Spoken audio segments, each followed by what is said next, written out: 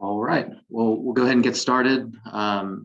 Thank you, first off, to those that are joining us today for the Ferry Road Public Input Session. We'll start off with a quick welcome, do some introductions as well. My name is Tim Love. I'm with Buncombe County Government. I'm joined by a number of folks with Buncombe County as well, including Heather Parkinson, James Shelton, and Dan Hess, who are supporting the project in a variety of ways. But first off, I want to say thank you to those that are with us. And the purpose of today's session is to share with you information that we have collected regarding the Ferry Road project. And so we will share that information with you, but also want to use this as an opportunity to collect input from you as well. So we'll have various opportunities throughout this evening where you'll be able to provide input either through polls or through the chat. As a matter of logistics, I ask that everyone mute themselves.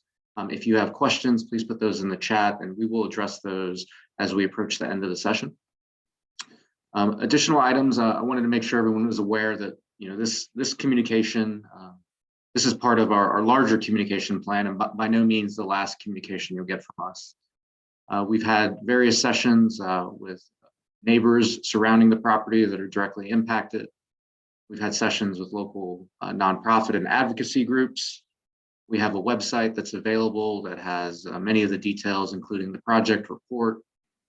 We've launched a survey, which we encourage everyone to complete between now and the end of March. And as we proceed with this project, we will provide public updates to the Buncombe County Board of Commissioners during the briefing or regular meetings, which are all televised. As a final note, today's session is being streamed and recorded. We're being streamed on our Buncombe County YouTube channel, I believe.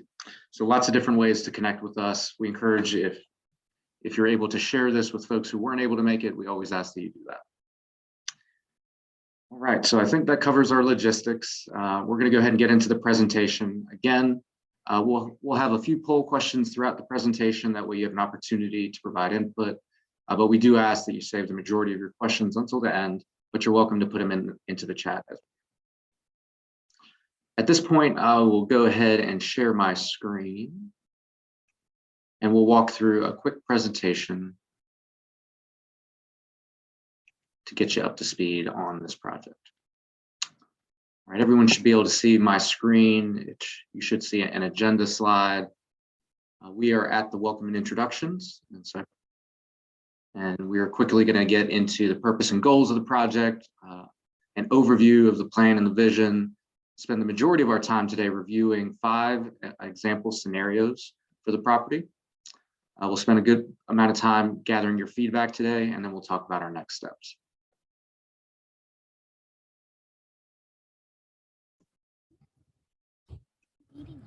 All right, so our vision statement here, you can see it on the screen, but the basic idea is to create a development that is mixed use, mixed income, provides recreational opportunities. Just wait a minute.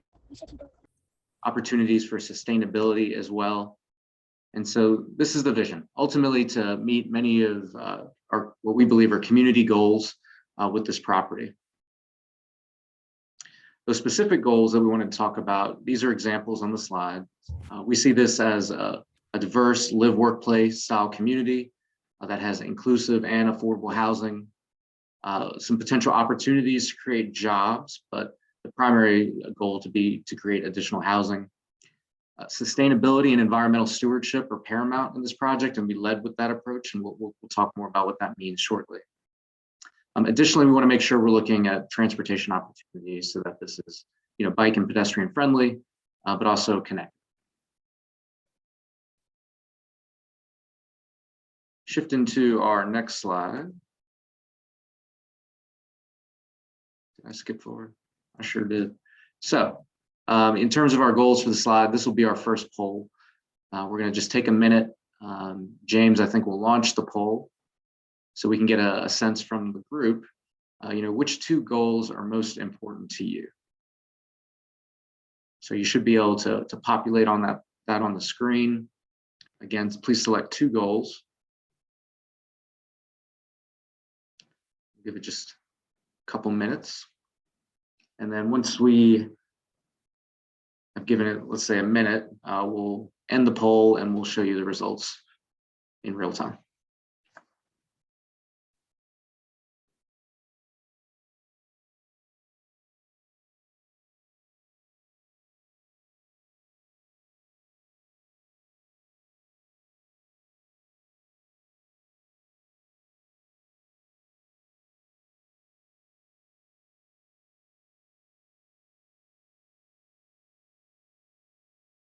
All right.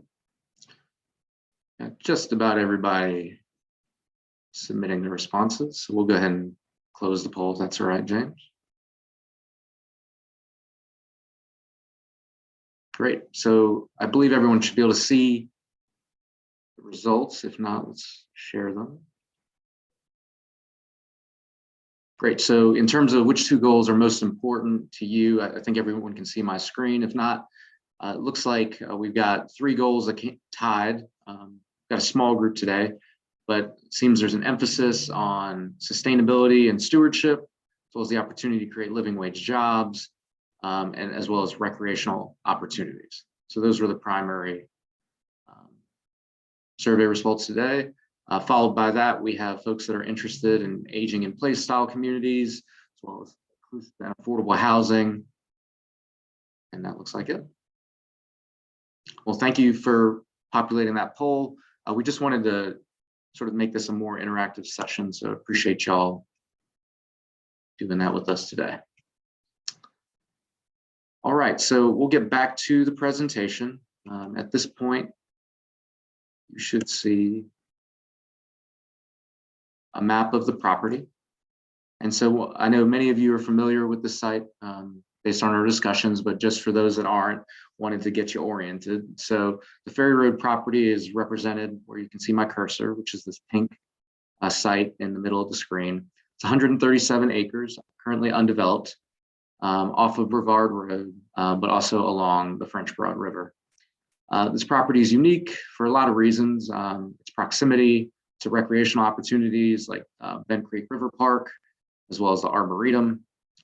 As you are aware, across the river, there will be the Biltmore Park West development, which includes Pratt & Whitney. So a lot going on in this area and a lot of opportunity for potential connectivity. In my next slide.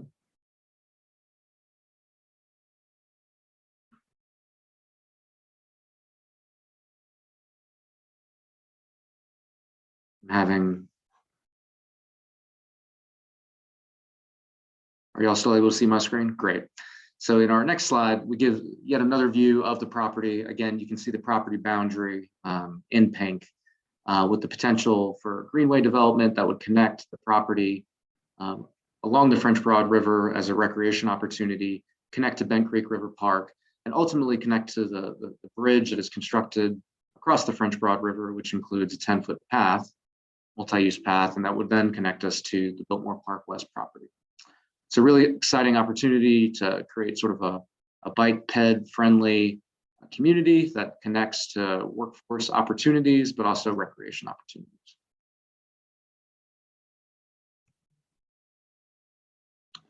So moving forward, I wanted to spend some time. We mentioned that sustainability, environmental stewardship is of critical importance to the site. So I wanted to talk about the natural resource assessment in that process. And for us, it was really important to lead with this analysis. So we're going to spend a little bit of time here today.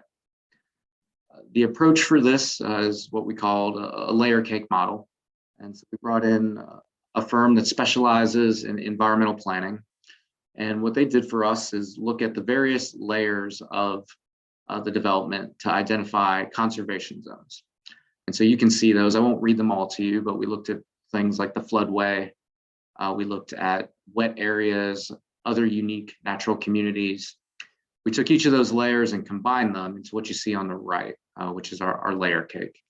And we'll talk about what the color coding means, but the basic way to read this map quickly is those areas that are indicated in white.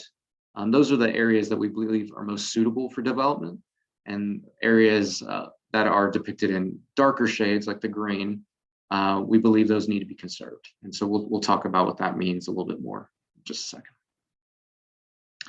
When we talk about sustainability of the site, there were a few values that we wanted to make sure we were living up to. So first and foremost, protecting those high value natural resources and concentrate impact in lower value areas.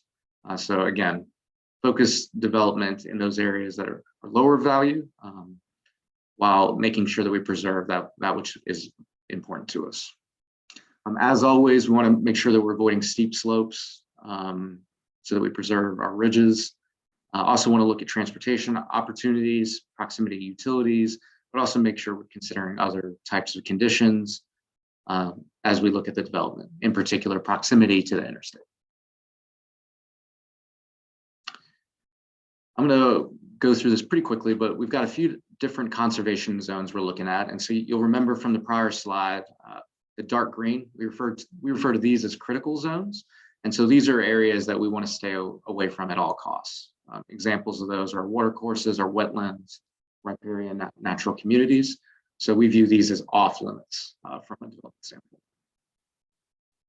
Next up, we have sort of the lighter green, which refers to our primary conservation zones. These are FEMA floodways, buffers around watercourses, other types of wetlands, and our steep slopes. And you can see those depicted on the map in that lighter shade of green. Again, very much limiting development in these particular locations. Our secondary areas are depicted in this tannish color. So we give more examples of what those are. Examples could be sort of unique natural communities, in addition to the items that we've mentioned before, as well as our moderate slopes. In these areas, we still want to limit development, but there may be the ability to expand just a little bit more as needed. When you take this layer cake model and then look at the site, you end up on this slide, which is our suitability analysis. And there's a lot going on here, but the big takeaway, when you remove the conservation zones from the equation, which we think is critical, it leaves 46 acres that we deem to be suitable for development. So 137 acres shrinks to 46 acres. And I just want to make sure y'all hear us when we say that, and why it was so important for us to look at this from an environmental perspective and really shrink the footprint of potential development. That leaves us with what I'll call 4 pads, these 2 16-acre pads at the top, as well as these 2 7-acre fingers. So again, conservation being a leading point for what we're doing in this particular development, and you can see it based on the suitability analysis. One of the main questions that comes up regarding the site, aside from conservation, is it's all well and good, but how will you get to the site? There's currently very challenged transportation infrastructure around the site, and certainly not the type of infrastructure you would want to rely upon per se for a new development. So a big part of our project is to look at transportation options on the site. And we'll jump into that on my next slide.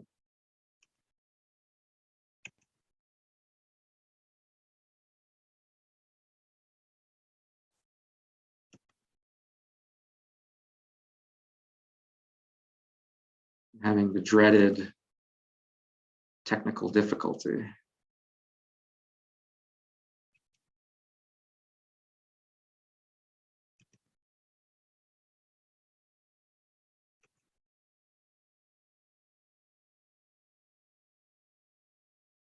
Right. So James, can we pull an audible? Do you mind pulling up your presentation?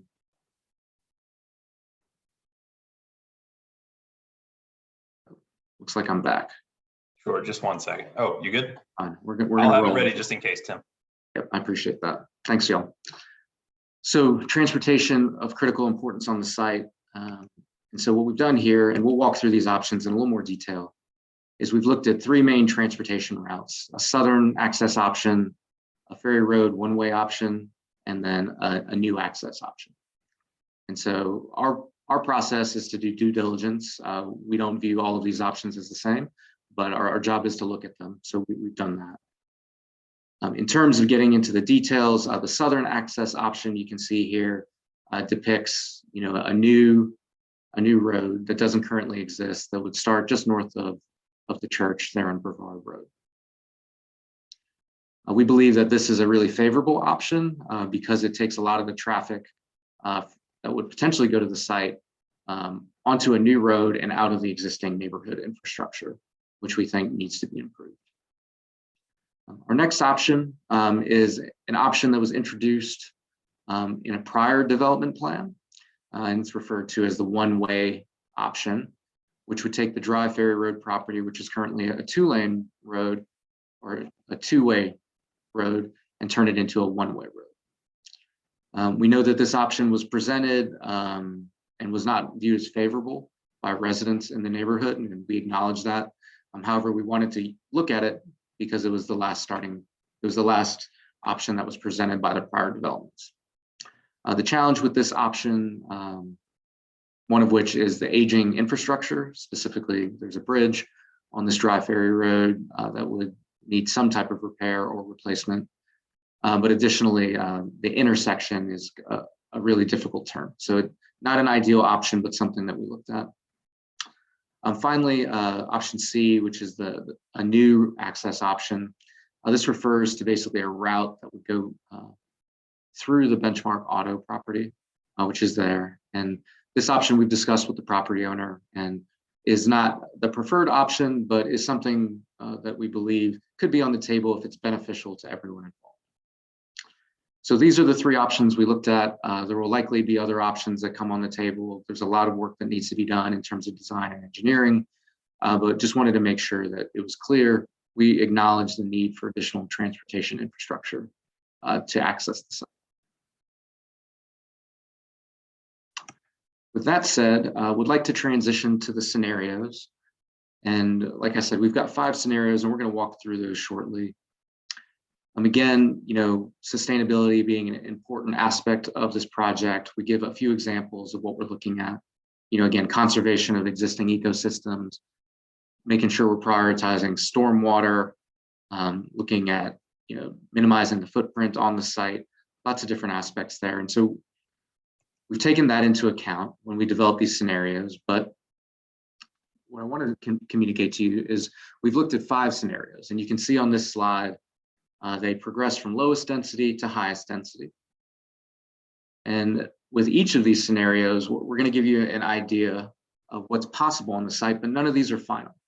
We're definitely looking for your input on each of them today. I'd also say that as you look at these scenarios, keep in mind, again, we're doing due diligence. Some of these scenarios we think are potentially less realistic or less in line with community needs, but we felt it was important to do our due diligence in this process. So with that said, I'm going to jump forward into our least dense scenario. This would be concept A. And for those of you that have either seen this presentation or seen the report before, the way the report is structured is we lead with a narrative that describes what the concept is. And so in this case, a low density community scenario with recreational opportunities. We describe it through a narrative perspective, but then in our key features, we begin to give you more details about what that might entail on the site. And so key in this particular scenario, looking at our housing, you can see, approximately 50 to 70 single family units. We talk about 70 to 80 potential missing middle types of housing units. And for those that aren't familiar, missing middle, this refers to townhome style development, duplex style development, something that is lacking in our community. And then next up, we look at multifamily. So in this particular scenario, you can see approximately 170 to 230 units. Again, these are ranges. A lot has to move forward to make these more final, but just wanted to give a sense of the scale of the development. On our next slide, we give some imagery. Again, this is not meant to be final. This is just illustrative to give you a sense of what the type of housing or amenities could look like. So you see examples here that include a boardwalk. We're not saying that's going to happen, but just give you an example of what it could be. Again, a sense of the type of missing middle, townhome style development that could be on the site. From there, we shift to a concept map that shows you potentially what the site could look like. And I'll read the legend to you for this one, but we're going to start moving pretty quickly through the scenarios with the next ones. So to get you oriented, you see here we have on our fingers, we have this yellow color, which depicts single family housing on these fingers. You can also see that we've got some orange depicted here. This refers to our missing middle, again, townhome style development. Towards the top of the site, you see this darker shaded brown, which refers to multifamily. In this scenario, we also have a little bit of industrial that would have a recreational leaning, and that's depicted here. On the site, you can also see some proposed trails, which are represented by the dotted lines that are at the top right. You can also see parks scattered throughout the property. Those are depicted by the greenish circles, one right in the middle. You can also see blue asterisks, which refer to points of interest. And so these are areas that we want to preserve for the public. They represent view sheds and other things that we think are important for the community. Finally, you can see this sort of dark shaded green, which refers to a potential greenway that would lead off of the site down the tail of the property towards Bent Creek River Park. Last item I would mention, and this is true of all of our scenarios, in this particular scenario, we highlight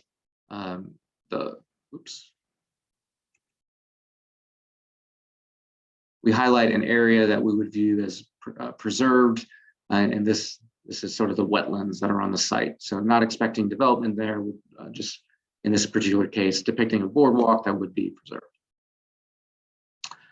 So that's the lay of the land on how these scenarios are structured. I'm going to start moving through the scenarios, and then we're going to get me to stop talking so we can focus on your input. As we move to concept B, again, we're becoming more dense. This is a traditional lower density community center. You see that we have a little bit more housing, a lot more missing middle, but we ratchet down the multifamily housing to 0 in this particular instance. We have some examples of what that could look like. Again, these are just illustrative examples. And then we have another concept map. And so you can immediately tell, there's a larger footprint here. We begin to see a lot more single family housing spread across the development in yellow. You can see with our orange, again, that's our missing middle. But one of the new items we introduce is this concept of kind of a center to the development. And so that's depicted here with the large blue asterisk. You can see a proposed park, but also in the red, we introduced commercial. And something I want y'all to take away from this, when you hear me say commercial, I don't want you to think about, Starbucks or a McDonald's or something of that nature. I want you to think more about neighborhood or institutional type uses. And so those could be a daycare or a clinic, some type of, neighborhood oriented development. We don't think it's realistic for this to be sort of a drive-through food establishment, as an example. That's not what we're pushing for. More commercial in nature, that's institutional. You'll hear me say that a few times, but I just wanted to reiterate that. Hey, Tim, Yes. there is a question in the chat, if you don't mind me pointing it out. Sure. Someone asks, and how much would the dwelling sell for in a developable area under or over 500K? Housing for those of us who live and work here, or others coming in. The concept of affordable housing gets thrown around quite a bit in this county. Absolutely. And, we are certainly not to a point where we can pinpoint exact dollar values of houses. If I gave you a number, you should tell me that I'm lying. However, a big emphasis for this is what we've said is mixed income housing. So different types of housing stock available to different types of folks. And I'm not going to get into numbers around AMI, area median income. That's not my job. But what I want you to think about is a place where, teachers could afford to live, public safety personnel could afford to live. We need to be thinking about those types of folks in our community. And so that is, it's certainly a goal of this project. And so thank you for bringing that up, Heather. Hopefully I addressed it. All right, so moving to concept C. This is what we call a small scale live, work, play community. You can see our units here, you know, an emphasis still on single family units, missing middle, but we do begin to introduce multifamily back into the equation, but as well as a little bit of commercial. I'm gonna keep talking. There is a siren that's outside of our office, but I'll wait for just a moment to pass. In this example, we begin to show you, again, this is a more dense scenario. And so you begin to see, you know, larger scale potential development. By no means a guarantee that we would have a, you know, a town center that looks like this, but to give you a sense of what it could look like. In our scenario map here, you'll begin to start to see some differences. You see there's still a lot of single family housing on the site. One thing I'll say about the single family housing, you know, we're not assuming large lots. We think these are going to be smaller lots for sure. You see a lot of the missing middle. We do reintroduce some multifamily housing here. Additionally, you begin to see that commercial corridor, that center of the property begin to expand a little bit. Again, please keep in mind what we said earlier. You know, don't think of, you know, retail necessarily here. I want you to think more institutional, neighborhood supported type commercial. Also, we'll always say, you know, these are pictures that have been drawn to give a sense of what it could be. Just because you see multifamily housing here doesn't mean that's the end result and where it needs to be. These are just initial concepts. Tim, in that vein, we have a question from Sharon. She asks, where is the greenway expected to come out? Looks like it's coming out right onto Ferry Road between two homes. Yep. And so, you know, there isn't a greenway design yet for this project. And I can't stress this enough. We're presenting concepts to you to get a sense of your input. There's a lot more work that needs to be done in design and engineering. From my standpoint, you know, we would want the greenway to connect to something. We don't want it to just end. So the possibility of the greenway starting, you know, in the new neighborhood development and taking us down to Bent Creek River Park, that's kind of the vision. We're not suggesting that the greenway is just going to, you know, connect to an existing private driveway or something of that nature. But we did want to make sure that it was clear that we do view this as an important part of the project and depict it as such. Thank you, James. All right, as we continue on our path, we're going to move to concept D. You know, we're really getting into dense scenarios here, but it's important, you know, to talk. You know, one of the rationales behind this project is to create additional housing.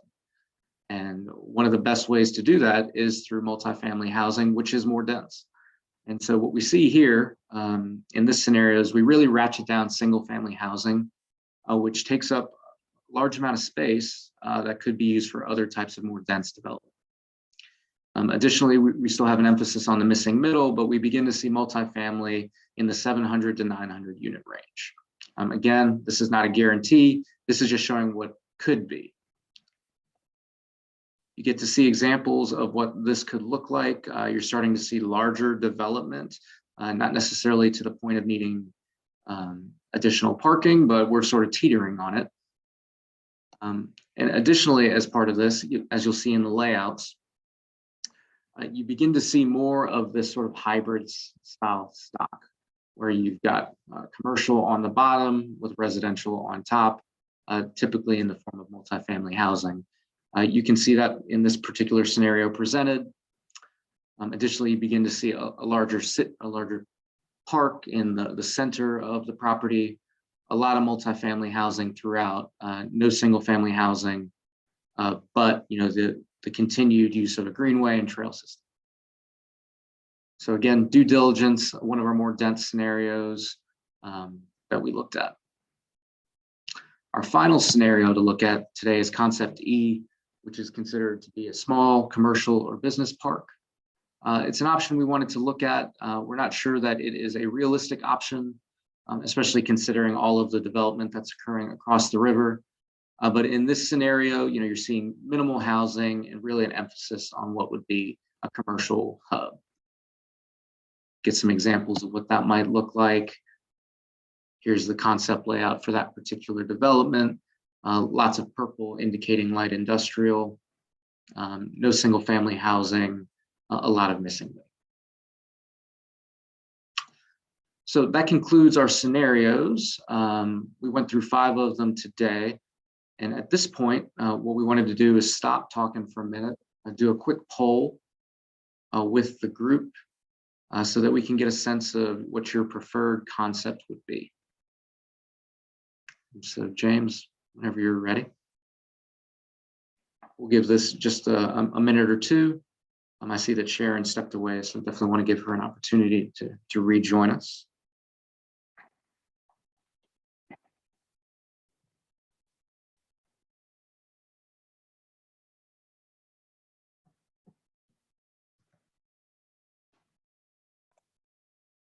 And if folks could, we appreciate you participating in the poll.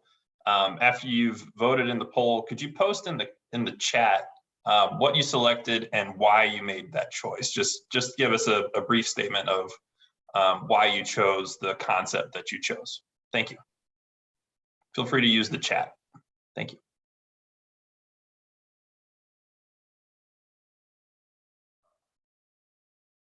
And Sharon, I see you joined us. We just put up a new poll asking what your preferred concept would be of the 5 presented.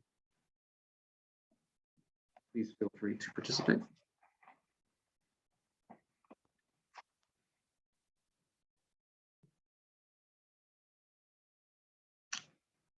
Alrighty. Looks like we've got most folks that have participated at this point, so I think we can go ahead and end the poll. Excellent, and we can share those results. Thank you, James. So based on our quick poll of those that submitted, a preference for concept A, which was our least dense scenario, which includes some potential recreational based industrial, but that could be something else as well. And then a vote as well for concept B, which is sort of a still low density, a lot of single family housing, but begins to introduce this center to the development, which includes parks and potential commercial / institutional uses. So thank you all for your feedback. Tim, we have a couple of comments. Brooke says she selected concept A. She's interested in the option with the smallest overall impact on the existing property. Thank you. We have another comment from Gail, who selected concept B because it's mostly single family and missing middle homes. Thank y'all for your comments. Thank y'all for that. All right, so at this point, we've presented the scenarios. I wanted to just establish a baseline with y'all. Again, everything that we presented today is available on our public input site, and we'll share that at the end. And that includes a very detailed report that gets into the environmental analysis that was conducted, additional information about the transportation scenarios, as well as the concepts themselves. So that is all publicly available information. We'll continue to post that information, continue to have that information out there, and we'll continue to add to it as we proceed with this project. But we did want to transition into more of a question and answer session with y'all. So that's where we're at now. So I will move us to the next slide. And then I believe James and Heather, I'll drive, but I'll let y'all take it from here. Thanks, Tim. So the first question we have for y'all is, what feedback in general do you have for us and would like to share? And feel free to post those responses in the chat. Tim, we did get one other comment from Susan, who stated regarding her choice, she chose the low density concept because it is her backyard, the property is. Understood, and I understood, Susan, and we appreciate the candid feedback, especially since you would be directly impacted, for sure. So our first question is, what feedback in general, just any general comments y'all have regarding the Ferry Road project? And feel free to share in the chat and we'll read those off so that that's part of the group in general.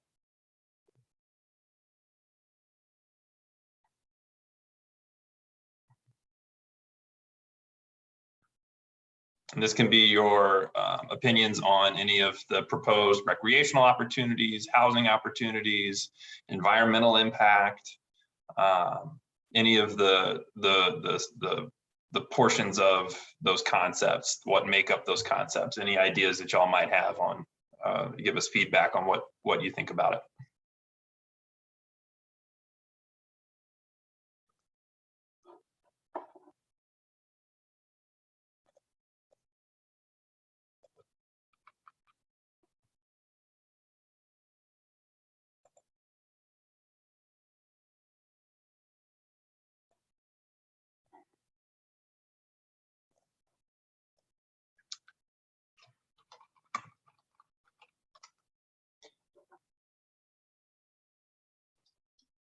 And I'll add that if any of you would feel more comfortable unmuting, I feel like this group is small enough that we will be okay. And Hey, Tim, I Tim, think you're still sharing your screen, so your Teams is up. We've got a comment from Gail, who says she likes the Greenway idea in whatever scenario. Really don't want apartments introduced. Brooke says, I do appreciate you all including us in the conversation about this. Obviously, many of us that live in very close proximity are concerned about the added traffic and overall impact to the property. I'm not completely opposed to expanding recreational opportunities like trails and parks, but how was it determined that there is a need for this much additional housing? And I believe that's a question there at the end. Tim, if you'd like, would you like to put forth any ideas about how was it determined that there is a need for this much additional housing? Sure, I think that's a great question. What I'll reference, and I know many of you are familiar with it, it's the Bowen report, which was an analysis that was done of housing in our region. This past version was conducted on behalf of the Dogwood Health Trust, who looked at the entire 18-county region, but did analyze specifically Buncombe County. And so there's a number of details in that report. I won't get too deep into the weeds with you on it, but it does indicate the need for different types of housing stock for different demographics. One demographic in particular that we saw a great need for was, housing for older adults, as an example, rental units in general. Just looking very quickly, and please don't quote me on this stuff, but looking at the number of the rental housing gap estimates for Buncombe County, it's estimated as we need approximately almost 5,500 units for general occupancy, and additionally another 20 of which 2,200 would be for older adults, age 55 and above. So those are examples of that data. One thing I'd say is, as we move forward with this project, and we can share a copy of the Bowen report with those that are not familiar with it, but as we move forward with the project, a key piece of it will be to do a market analysis or a market scan, which again assesses in the moment, what does the housing market look like and what's necessary, but also what other types of development might be needed. So thank you for that. Tim, we have another comment from Sharon. She says right now there's already 4,218 apartments/condos within 10 miles of the site, from Ingalls on Long Shoals to Ingalls on Sandhill. 2 of those are still under construction and 1 has the approval but hasn't started yet. In addition, there are 600 employees at Borg Warner and 600 planned for Pratt and Whitney. The traffic is already a nightmare. And she says her information also comes from the Bowen report. Yep. Thank you for that, Sharon. And I think that's sort of what I'm alluding to a little bit. Bowen report, was conducted at a point in time. We plan in the next phase to reassess, not a full-scale Bowen report by any means, but reassess through that market scan type process that I mentioned. And I think you're right to mention again the traffic as it relates to the new development that is coming with Pratt and Whitney. As a reminder for those that may not be familiar, there is a new bridge that would connect from Brevard Road to the Biltmore Park West site. That bridge then connects to an access road to the future I-26 interchange, which has been talked about in public, of course. And so just want to mention that as some potential traffic infrastructure that's on the way to the area. Certainly not claiming it's going to resolve everything, but that is something to look forward to in addition to this development. We have another comment from Gail who says, I like the 55 plus housing based on retirement income.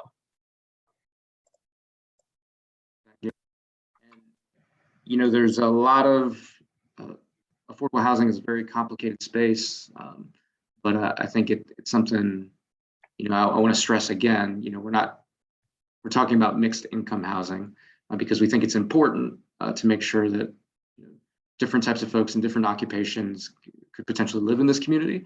And so we're not necessarily looking strictly at market rate or strictly at affordable housing. We think the mix is important and that is a best practice. Tim, could you advance us to the next question that we'll ask?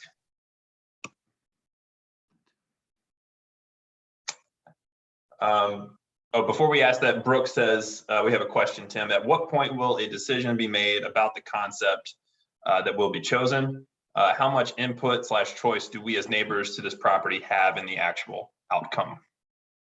Great. It's a great question. Our next milestones, we are in our engagement phase. And so I mentioned that at the top of the meeting. We've got a lot of tools that we're using. This is one of them, virtual public sessions. We had an initial meeting with folks directly impacted by the development, the neighbors, many of which are y'all on this call today. Additionally, we've met with local organizations that have an interest in environmental, affordable housing, things like that. We've got a community survey, which we've launched. Would encourage you to submit your responses to. So long-winded answer. We're going to take all of that input, summarize it, and bring it back before the board in April and May. And that'll be at a regular public meeting. We'll likely lead at a briefing and then bring it back to a regular meeting. And so we'll notify, as we have committed to those that have given us their contact information. We'll let you know when that's coming. Our goal would be to present that input to the commissioners, but then also request that we narrow down from 5 concepts to a preferred concept. So that's our goal. We're looking at that in the late spring, early summer timeframe. And to your question, I believe it was Gail. We of course want your input. Request that you continue to provide it because we need to hear it. So please complete the survey. Many of you have my email address, so please feel free to provide content that way if you prefer. But thank you. We appreciate all of y'all's questions and feedback. We have another question from Sharon. Tim, what is your actual priority to do with the land? With overpopulating, can the fire department handle it? What did the study with DOT find? So several things there, Tim. Let me know if I need to repeat any of that for you. But first question is, what is the actual priority to do with the land? Sure. I think the priority is to, there's multiple. I think it's to create housing, again, mixed income housing, but also to create public recreation opportunities. We'd like to see, greenway river access that's open to the public and not restricted in use, but also minimize overall impact to the site. The best way to create new housing, would not be the best way to do it environmentally. It could severely impact the site. So we're trying to strike the balance. So that's the nature of it, Sharon, balance. In terms of the local fire department, we'll certainly work with them as we proceed. We're not at a point where we can say to the fire department specifically, here's the number of units. And so we haven't had that discussion. But I do know the local fire departments, of course, ramping up in preparation for the Pratt and Whitney development, which is, of course, a big driver across the river. A final component, I believe there was a question about the DOT study. I think this is a reference to the access road option, the one-way option. I believe they found that that was a viable option. We know that there was sentiment against it, in particular during public sessions, and so our preference would be to not proceed with the one-way option and pursue those other options that we talked about earlier. Option A, I would think would be our highest priority. Again, we appreciate all of y'all's questions and feedback we're getting. We have another question, Tim, from Brooke, who asks, what is the current definition of affordable housing? And she apologizes for asking all the questions, and there's no need to apologize. We appreciate it. The question is, what is the current definition of affordable housing? That is a great question, and one that I do not feel qualified to talk about candidly, because affordable housing can be in many forms, and you quickly start talking about AMI, which is area median income, and percentages of that. And so the idea with affordable housing is to make housing that is available to folks that make certain types of income. So 60% of the area median income, 80% of area median income, 100% of area median income. I think that can be really confusing. And so what we like to talk about on this project is thinking about the types of occupations that you could find in that 60-80% AMI, the examples of which would be teachers, first-year teachers, or public safety personnel. So that's how we want to sort of emphasize this, not trying to deflect your question, Brooke, but defining affordable housing. It's a very specific definition for folks that are not me. Sorry. And we have a comment from Facebook. We appreciate folks participating on the different platforms. We have people here on the Zoom call and on Facebook and on our public input site. But the comment from Facebook is from Kirsten Hall. She says, on the quote unquote front end, there is always chatter about quote unquote affordable housing. And in the end, there usually is none. I live in Black Mountain, so we have seen this too many times. 2 properties on our street have recently sold for over $800,000, and we are not a high-end neighborhood, but I guess we are now. Sad, just sad that affordable housing, single-family homes don't seem possible anymore. Appreciate that, and I think a part of what we're doing today is to understand input from y'all. And so it seems expectations were not met on some prior projects. What I would say, the advantage of this project, we think, is that this is a county-owned parcel. And so we have the ability to control the future of it in a way that we may not at other times when the property is owned privately. So I think, our board in its strategic plan has prioritized housing, affordable housing in particular. And so we'll want to see that through for this project. And as a landowner, I think we're well positioned to do that.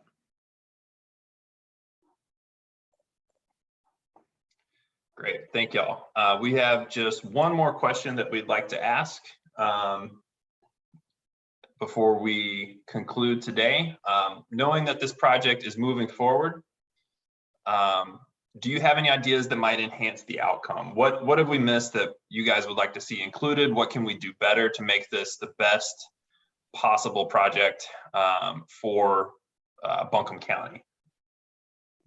Knowing that this project is moving forward, do you have any ideas that might enhance the outcome? And we have a question from Sharon Tim. If none of these options are determined to work, what is the plan?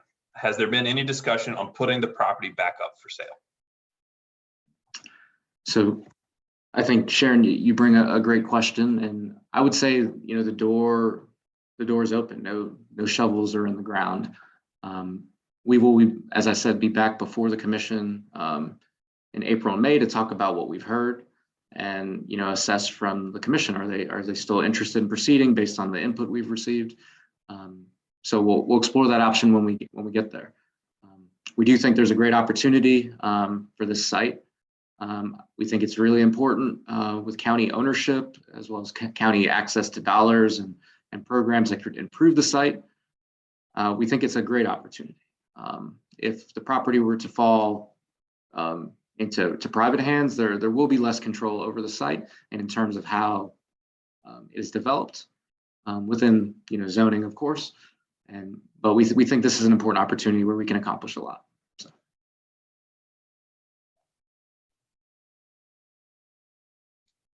Thank you. Again, just our last question is, does anyone have any ideas that might enhance the overall outcome?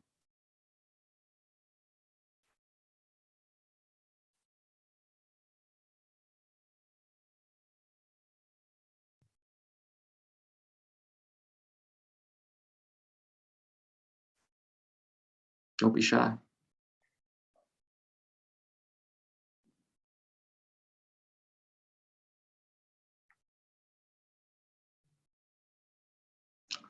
Well, we've asked, some structured questions. So I believe we've got a couple more slides, but before we jump into our conclusion slides, I'd open it up just generally. Is there anything that y'all would like to communicate that you haven't had a chance to yet? You don't have to follow our questions for this one. It's more open-ended. And Tim, Brooke has shared to just please continue to engage the neighbors. Absolutely. I think, and for those that we met with 2 weeks ago, we think it's critically important to meet with y'all on the front end as key decisions are made and prioritize y'all as we move forward. So you'll get that from us for sure. I'm going to give you all some time to think about any final questions and jump to the next slide, which, thanks you for your attendance. And we really do mean that. Most people probably have things they'd rather do at 5:30 on a Thursday. What we really want to encourage you to do, though, is make your voice heard. There's multiple ways to do that. The easiest way to do it is to complete the Ferry Road survey. You can scan the QR code on the screen if you'd like to, or you can visit our Buncombe County Ferry Road engagement page, and we're going to post that link in the chat so that you can get to it. On that engagement page, you're going to get a link to the survey. If you scroll down further, you're going to get a link to the report. And as we proceed, we're going to continue to use this site to store materials that are publicly available, but also communicate about upcoming events or milestones. So you can expect that to continue to happen. Hope everyone can utilize that site and definitely complete the survey, please. We've posted links. Go ahead. We've posted links in the chat, everyone, for the survey. We've also had the link for our Ferry Road engagement page, where you can sign up to get notified about updates and regarding the project. Looks like a couple of us have shared the link in there, so y'all should have that there in the chat. We'll also be sending a follow-up email after this call with links to that as well. And feel free to share that with your community, share it with the neighbors, share it with anyone who share it with everyone. We have another comment, Tim, from Sharon. She says, I appreciate you taking the time to inform the community and explain the possibilities. My hope is that you will truly consider the community that is going to be affected. I understand that housing is needed, but please don't build for newcomers while hurting current communities. Sharon, we appreciate it. We really do. And I think for us, when we came to visit y'all, we appreciated you taking your time. I think for me, it was really telling to meet some of the folks that have lived there, for such a long time. I think 68 years for one resident. And so very important to prioritize y'all as we move forward. Appreciate that input. I would also like to let you know, I'm going to continue to communicate with y'all as best we can. So we will be proactive. We're committed to that. But if you have questions, don't be shy. We're glad to come visit with y'all again, individually or as a group. Just let us know. We'll do whatever we can to abate any concerns you have. So, are there any final thoughts or questions?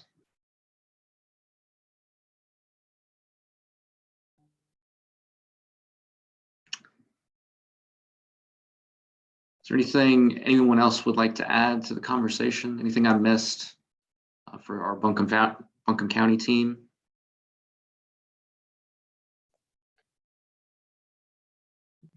Not from me. Max, do we have anything on public engagement or Facebook that we need to add?